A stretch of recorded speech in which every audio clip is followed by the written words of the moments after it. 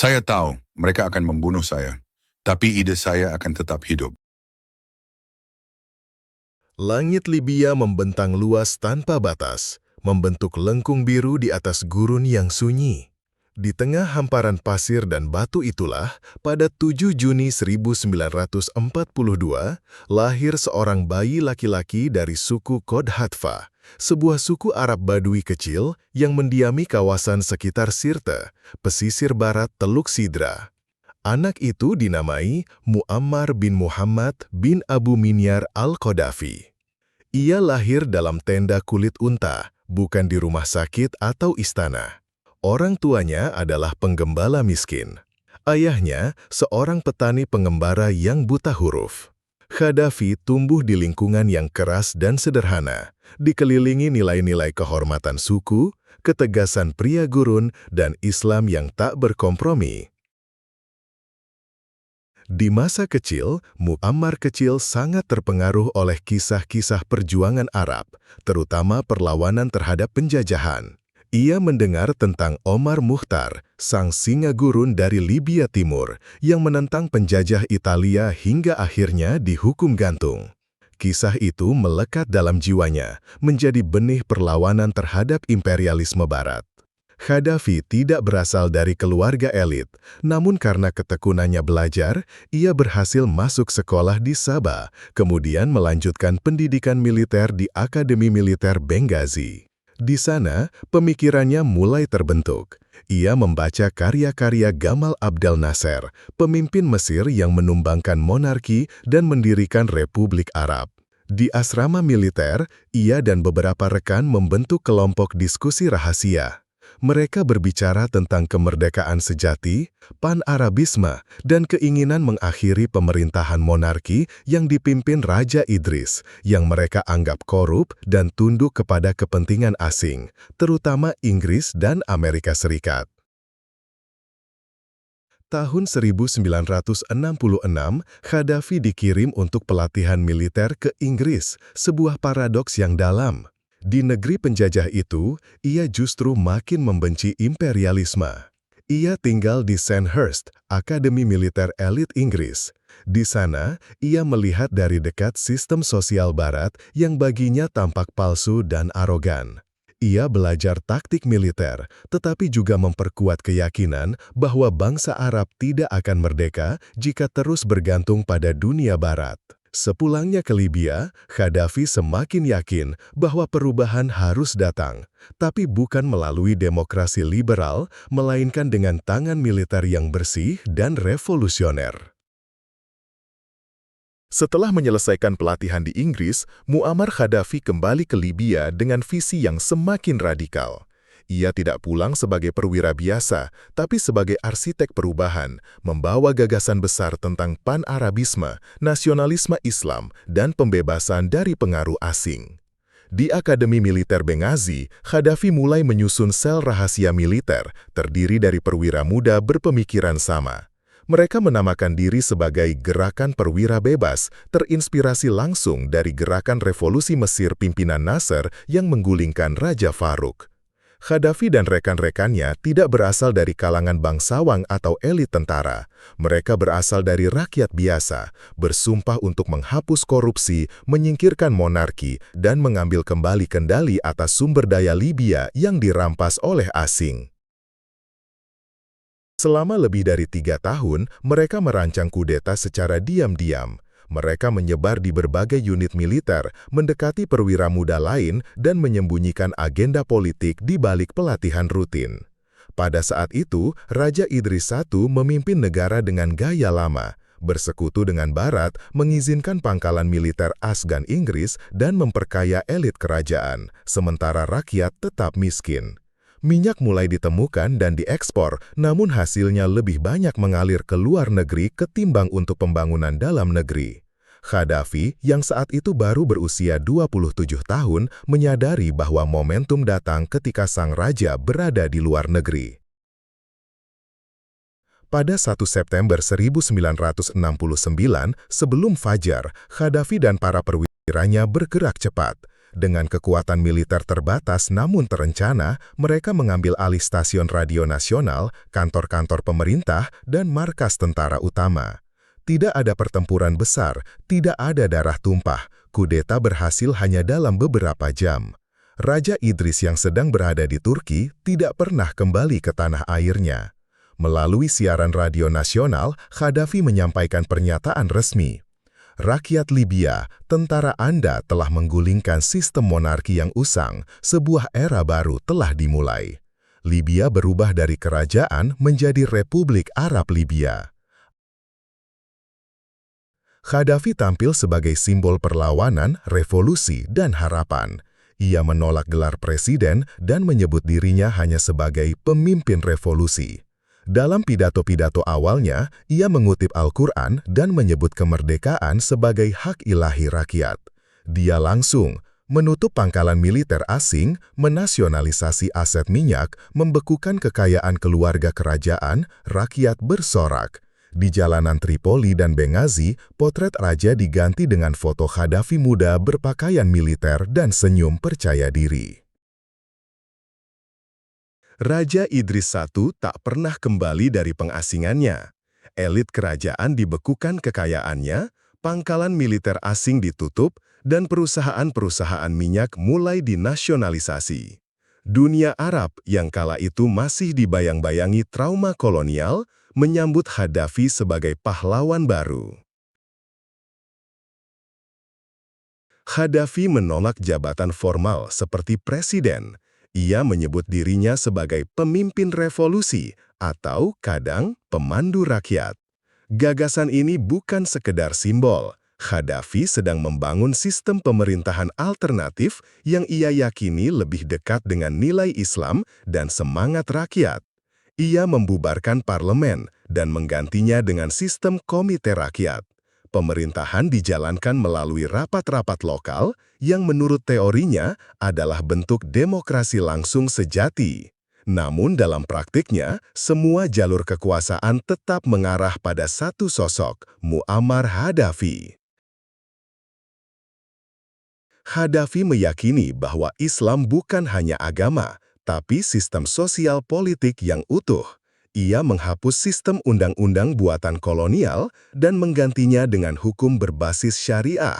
Di sisi lain, ia juga mengusung pan-Arabisme, gagasan bahwa negara-negara Arab harus bersatu sebagai satu bangsa. Ia bermimpi menyatukan Libya dengan Mesir, Sudan, dan Tunisia. Beberapa kali ia mencoba membentuk uni politik, tapi semuanya gagal karena perbedaan ideologi dan kepentingan nasional. Pada tahun-tahun awal, Gaddafi melakukan sejumlah kebijakan sosial radikal. Listrik dan pendidikan digratiskan. Rumah sakit dibuka di wilayah terpencil. Harga pangan distabilkan dan tanah didistribusikan kembali ke petani kecil. Bagi banyak rakyat Libya, ini adalah masa keemasan. Dari negara gurun miskin, Libya mulai tumbuh menjadi negara dengan pendapatan per kapita tertinggi di Afrika. Namun di balik keberhasilan itu, suara-suara kritis mulai dibungkam. Media dikontrol ketat, oposisi dipenjara atau diasingkan, dan sistem politik mulai membentuk satu poros, kebenaran tunggal versi Gaddafi. Ketika dunia terbagi antara kapitalisme dan komunisme, Muammar Gaddafi memilih jalan ketiga, jalan Libya sendiri. Ia percaya sistem Barat penuh kepalsuan dan komunisme Soviet terlalu materialistik. Maka, ia menciptakan sistem politik ideologis yang belum pernah ada sebelumnya. Ia beri nama Jamahiriyah, yang berarti negara rakyat. Pada tahun 1977, Gaddafi secara resmi mendeklarasikan Libya sebagai Jamahiriyah Arab Sosialis Rakyat Besar, bentuk negara yang katanya dipimpin langsung oleh rakyat melalui Komite Rakyat dan Kongres Rakyat Umum. Tidak ada partai politik, tidak ada pemilu, semuanya dijalankan lewat sistem perwakilan lokal yang, dalam teori, mengembalikan kekuasaan ke tangan rakyat. Namun, pada praktiknya, Gaddafi tetap pusat segala keputusan. Ia hadir bukan sebagai kepala negara, tetapi sebagai pemimpin revolusi yang tak bisa digugat. Semua kebijakan dan arah negara harus sejalan dengan doktrin yang ia susun sendiri. Untuk menyebarkan ideologinya, Gaddafi menulis The Green Book, Kitab Hijau, yang terdiri dari 3 bagian. 1. Masalah demokrasi. Menolak parlemen dan partai, mendorong demokrasi langsung melalui Kongres Rakyat. 2. Masalah ekonomi. Menolak sistem upah dan kapitalisme, mendukung ekonomi koperasi dan kepemilikan rakyat. 3. Dasar sosial. Menyentuh isu gender, keluarga, pendidikan, dan hubungan masyarakat. Kitab ini wajib dibaca di sekolah-sekolah, universitas, bahkan dikutip di media. Namun, isinya dianggap membingungkan oleh banyak akademisi. Beberapa menganggapnya sintesis setengah matang antara Islam, Marxisme, dan nasionalisme. Gaddafi menegaskan bahwa Islam bukan hanya agama, tapi juga kerangka politik dan ekonomi. Ia membatasi bunga bank, riba, mempromosikan zakat sebagai sistem redistribusi, dan menghapus perjudian serta alkohol dari kehidupan publik. Namun, tafsirnya seringkali berbeda dari ulama tradisional. Ia menolak hadis-hadis yang tidak dianggap mutawatir dan mendorong tafsir mandiri atas Al-Quran, sesuatu yang memicu penolakan dari ulama konservatif. Sambil membentuk sistem ideologis, Gaddafi juga memberikan subsidi besar untuk perumahan dan bahan pokok, membangun proyek ambisius seperti Great Man-Made River, saluran air bawah tanah, menyebarkan propaganda nasionalisme Arab dan anti-Barat lewat radio, film, dan surat kabar. Kritik perlahan tenggelam. Para pengkritik pemerintah diculik, diasingkan, atau dieksekusi secara terbuka, bahkan di luar negeri. Libya tampak makmur di permukaan, tapi di balik sistem itu, sebuah kediktatoran perlahan membungkus diri dengan jubah kerakyatan. Setelah mengkonsolidasikan kekuasaannya di dalam negeri, Muammar Gaddafi mengalihkan pandangannya keluar perbatasan Libya. Ia percaya bahwa revolusi yang sejati tidak boleh berhenti di garis batas nasional. Ia ingin menyatukan dunia Arab, bahkan kemudian seluruh Afrika, menjadi satu kekuatan geopolitik mandiri, bebas dari hegemoni Barat. Gaddafi tidak ingin sekadar dikenal sebagai presiden negara kecil di Afrika Utara. Ia ingin menjadi pemimpin dunia ketiga, dan bahkan raja-raja Afrika. Gaddafi mencoba berbagai cara untuk menggabungkan Libya dengan negara-negara Arab lain. 1. 1969 hingga 1973, menawarkan unifikasi dengan Mesir, Sudan, dan Suriah, semua gagal. 2. 1974, menandatangani unifikasi singkat dengan Tunisia yang hanya bertahan beberapa minggu. 3. 1980-an, menjalin hubungan erat dengan Yasser Arafat dan mendanai gerakan Palestina. Namun, upaya tersebut kandas. Presiden Arab lain menganggap Gaddafi terlalu impulsif, ideologis, dan sulit diajak kompromi. Beberapa malah menuduhnya mencampuri urusan dalam negeri negara lain demi ambisi pribadi. Ketika dunia Arab menjauh, Gaddafi mengalihkan perhatian ke Afrika. Ia mulai memposisikan dirinya sebagai pelindung kemerdekaan dan kedaulatan Afrika.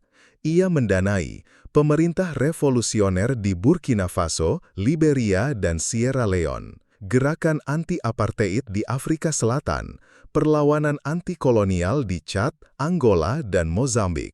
Ia juga menawarkan pinjaman tanpa bunga ke banyak negara Afrika, membangun masjid, universitas Islam, bahkan jaringan komunikasi lintas benua. Bagi sebagian pemimpin Afrika, Gaddafi adalah penolong sejati. Bagi lainnya, dia dianggap sumber kekacauan dan kudeta. Pada awal 2000-an, Gaddafi menjadi tuan rumah konferensi Uni Afrika dan mendorong dibentuknya Paspor Afrika Bersama, Bank Sentral Afrika, Tentara Bersama Afrika. Ia bahkan mengenakan jubah khas raja-raja tradisional Afrika dan menyebut dirinya dengan gelar King of Kings, gelar simbolis yang diberikan oleh beberapa kepala suku. Gaddafi juga dikenal mendanai gerakan perlawanan di luar Afrika, seperti IRA, Irlandia Utara, FARC, Kolombia, ETA, Spanyol Basque, kelompok pembebasan di Filipina, Nicaragua, dan Filipina Selatan. Dunia Barat melihatnya sebagai penyokong terorisme internasional, namun Gaddafi menyebutnya bantuan untuk pembebasan dari imperialisme. Namun, semua ini datang dengan harga. Libya mulai dikenai sanksi ekonomi dan diplomatik. Reputasinya sebagai tokoh revolusioner mulai terbelah antara pahlawan bagi selatan dan musuh bagi utara.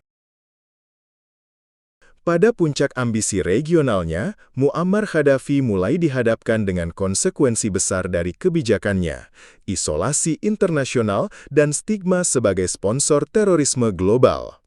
Bagi Amerika Serikat dan sekutunya, Gaddafi bukan hanya pemimpin eksentrik, ia telah menjadi simbol bahaya bagi stabilitas dunia. Konflik dengan AS bermula dari penutupan pangkalan militer AS di Libya 1970, nasionalisasi perusahaan-perusahaan minyak barat, retorika Gaddafi yang keras terhadap imperialisme dan Israel. Tapi ketegangan benar-benar memuncak pada 1980-an saat Libya dituduh melatih dan mempersenjatai kelompok teroris internasional, mendukung pembajakan pesawat dan bom di luar negeri, terlibat dalam penyelundupan senjata ke kelompok separatis di Eropa. Pada 15 April 1986, Amerika Serikat di bawah Presiden Ronald Reagan melancarkan serangan udara terhadap Tripoli dan Benghazi.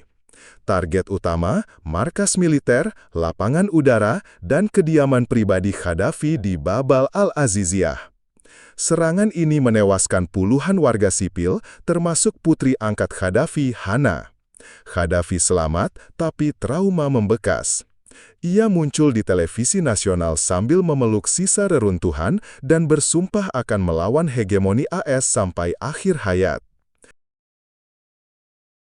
Tuduhan paling serius datang pada 21 Desember 1988 saat pesawat Pan Am 103 melegak di udara di atas Lockerbie, Skotlandia, menewaskan 270 orang. Penyelidikan internasional menuding 2 agen intelijen Libya sebagai pelaku. Libya membantah, tapi PBB menjatuhkan sanksi berat. Gaddafi menolak menyerahkan tersangka dan akhirnya Libya diisolasi. Embargo perdagangan dan senjata, larangan penerbangan internasional, pembekuan aset luar negeri. Rakyat Libya mulai merasakan dampaknya, harga melambung, peralatan medis langka, dan ekonomi mulai stagnan. Namun di dalam negeri, propaganda menyalahkan konspirasi Zionis dan kolonialis atas semua penderitaan. Menghadapi tekanan yang meningkat, Gaddafi secara perlahan mulai mengubah strategi luar negerinya. Pada 1999, Libya setuju menyerahkan 2 tersangka Lockerbie untuk diadili di pengadilan internasional. Pada 2003, Gaddafi secara mengejutkan mengumumkan penghentian program senjata pemusnah massal dan membuka negaranya untuk inspeksi PBB. Ia juga membayar kompensasi miliaran dolar kepada keluarga korban Lockerbie meski tetap menolak mengakui keterlibatan langsung pemerintah. Langkah-langkah ini membuka kembali pintu ke dunia internasional. Tahun-tahun berikutnya, para pemimpin dunia mulai datang ke Tripoli. Bahkan Tony Blair, PM Inggris, dan Condoleezza Rice, Menlu AS, duduk berdampingan dengan Gaddafi, suatu pemandangan yang tak terpikirkan sebelumnya. Namun di balik diplomasi itu, Gaddafi belum menyerah pada ambisi barunya, menantang sistem keuangan global yang didominasi dolar dan euro. Setelah berpuluh tahun berperang secara ideologis dan politik melawan Barat, Muammar Gaddafi mulai menyusun perlawanan di medan yang paling berpengaruh tapi paling tak terlihat, sistem keuangan dunia. Ia melihat bahwa kekuatan imperialisme modern tidak lagi bersandar pada senjata dan tentara, melainkan pada dominasi mata uang dolar AS dan euro. Gaddafi meyakini, siapa yang mengendalikan uang, mengendalikan dunia. Sekitar tahun 2009, Gaddafi menggagas pembentukan mata uang tunggal berbasis emas untuk Afrika dan dunia Islam, dinar emas. Tujuannya, menggantikan dolar dan euro dalam perdagangan internasional, khususnya untuk transaksi minyak dan gas. Menciptakan sistem pembayaran antar negara berbasis emas murni yang tidak bisa dimanipulasi oleh bank sentral negara barat. Membangun Bank Sentral Afrika yang independen dari IMF dan Bank Dunia. Gaddafi mengajak negara-negara anggota Uni Afrika dan sebagian dunia Arab untuk mendukungnya. Ia menjanjikan cadangan emas Libya untuk mendukung langkah awal proyek ini. Beberapa negara seperti Mali, Zimbabwe, Nigeria, dan Sudan mulai tertarik. Jika realisasi ini berhasil, konsekuensinya sangat besar. Negara-negara Afrika bisa menjual minyak dan sumber daya mereka tanpa dolar. Bank Dunia dan IMF kehilangan kendali atas utang-utang Afrika. Pasar mata uang global akan terguncang.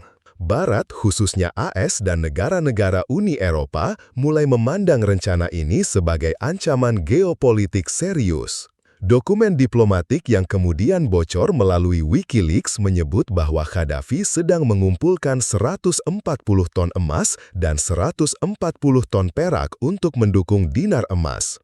Ia telah membahas sistem ini dengan beberapa pemimpin Afrika dan Arab dalam konferensi tertutup. Meski tak pernah disampaikan secara terbuka, proyek dinar emas diyakini menjadi salah satu alasan utama tekanan internasional terhadap Libya meningkat tajam pada 2010-2011.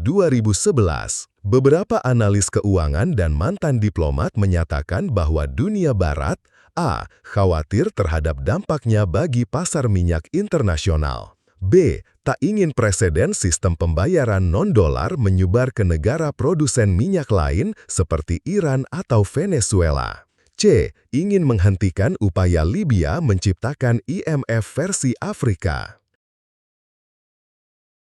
Pada saat yang sama, kondisi dalam negeri Libya mulai tidak stabil. Kelompok elit merasa Gaddafi terlalu otoriter. Anak-anaknya mulai berselisih satu sama lain soal arah masa depan Libya. Rakyat mulai merasakan stagnasi ekonomi dan ketimpangan sosial meski negara kaya minyak. Gaddafi tetap bersikukuh. Kami tidak akan tunduk pada uang kertas yang tidak bernilai. Kami punya emas, kami punya kedaulatan. Namun sejarah mencatat, kekuatan uang dan geopolitik global akan menyusul Gaddafi dalam bentuk yang jauh lebih brutal. Pada akhir dekade 2000-an, Muammar Gaddafi tampak masih memegang kendali mutlak atas Libya. Namun dari dalam, kekuasaannya mulai digerogoti oleh retakan-retakan yang tak terlihat. Setelah lebih dari 40 tahun berkuasa, tidak semua orang di lingkaran dalamnya lagi setia. Justru, beberapa yang paling dekat dengan Gaddafi perlahan berubah menjadi musuh dalam selimut. Gaddafi memiliki banyak anak, namun 3 putranya paling menonjol. Saif al-Islam Gaddafi, putra sulung, terdidik di London School of Economics, dikenal paling modern dan diplomatis. Mutasim Gaddafi, penasehat keamanan nasional, cenderung militeristik. Khamis Gaddafi, komandan milisi elit, loyalis ayahnya. Di antara mereka muncul persaingan terbuka. Saif ingin membawa Libya ke arah reformasi dan modernisasi, sementara Mutasim dan Khamis tetap setia pada gaya otoriter ayah mereka. Persaingan ini melemahkan pusat kekuasaan keluarga. Di sisi lain, banyak menteri dan pejabat tinggi mulai kehilangan kepercayaan terhadap Gaddafi. Menteri Luar Negeri dan Menteri Dalam Negeri mulai diam-diam berkomunikasi dengan Barat. Pejabat intelijen senior yang dulu setia berubah menjadi pengkhianat ketika melihat arah negara semakin tidak pasti. Sebagian mereka mulai membocorkan informasi rahasia Libya ke CIA dan intelijen Eropa, termasuk soal rencana dinar emas, kondisi militer Libya, potensi konflik internal. Meski Libya masih kaya minyak, namun ketimpangan semakin nyata. Pembangunan hanya dinikmati kota-kota besar seperti Tripoli dan Benghazi. Warga pedalaman dan kaum muda menganggur dan frustrasi. Internet dan satelit TV mulai membuka mata rakyat akan dunia luar. Gaddafi mencoba meredam gejolak ini dengan menaikkan subsidi dan mengadakan festival revolusi, namun efeknya hanya sementara. Dalam upaya mempertahankan kekuasaannya, Gaddafi semakin mengandalkan sensor media ketat, propaganda nasionalis dan Islamis, tuduhan bahwa oposisi dikendalikan oleh Mossad, CIA, dan Al-Qaeda. Namun, justru para mantan loyalis yang dulu dibina Gaddafi, perwira, menteri, dan diplomat yang kini menjadi arsitek kejatuhannya. Salah satu tanda paling jelas datang saat Duta Besar Libya untuk PBB mengundurkan diri secara live dan mengecam Gaddafi sebagai penindas.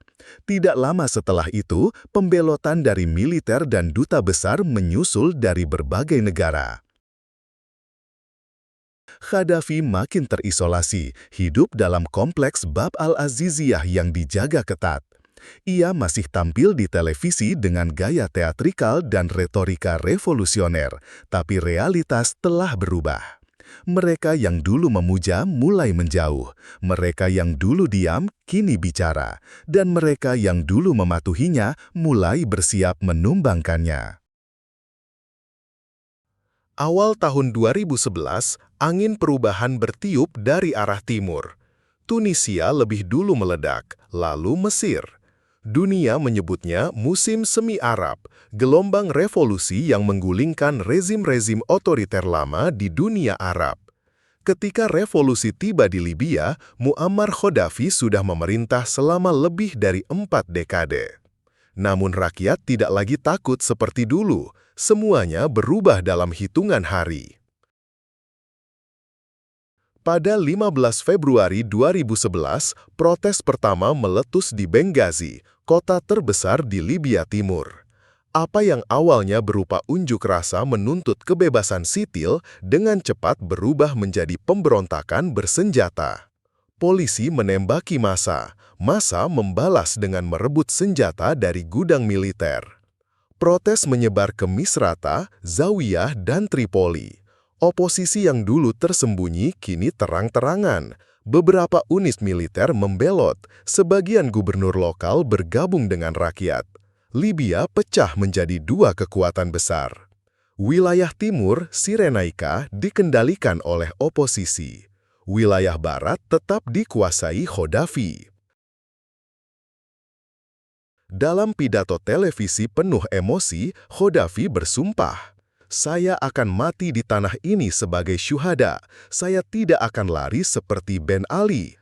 Ia menyebut para demonstran sebagai tikus dan agen asing, dan menyerukan perang total terhadap pemberontakan. Namun pernyataan itu hanya menambah kemarahan dunia. Setelah laporan bahwa Gaddafi akan menyerang Benghazi secara brutal, Dewan Keamanan PBB mengeluarkan resolusi 1973, memberikan mandat kepada NATO untuk melindungi warga sipil Libya. Pada 19 Maret 2011, pesawat-pesawat tempur NATO mulai mengebom posisi militer Libya. Gaddafi kehilangan keunggulan udara, logistik, dan moral. Satu demi satu kota jatuh ke tangan oposisi, yang kini menamakan diri Dewan Transisi Nasional (NTC). Namun Gaddafi tetap bertahan di Tripoli, dibentengi oleh sisa loyalis, pasukan Khamis, dan pendukung milisi suku. Pada Agustus 2011, oposisi dengan dukungan udara NATO memasuki Tripoli. Pertempuran jalanan pecah.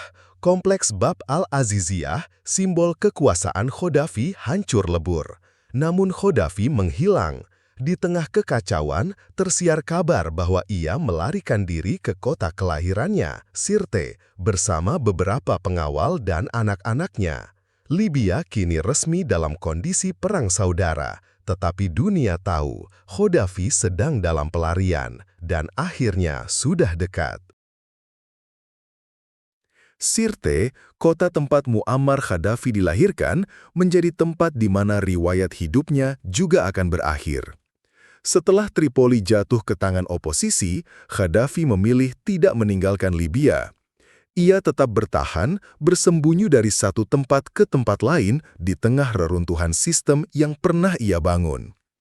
Ia masih percaya bisa memimpin perlawanan, tapi realitas berubah cepat. Dunia telah menolaknya. Pada 20 Oktober 2011, konvoi kendaraan Gaddafi yang berusaha kabur dari Sirte dihantam oleh serangan udara NATO.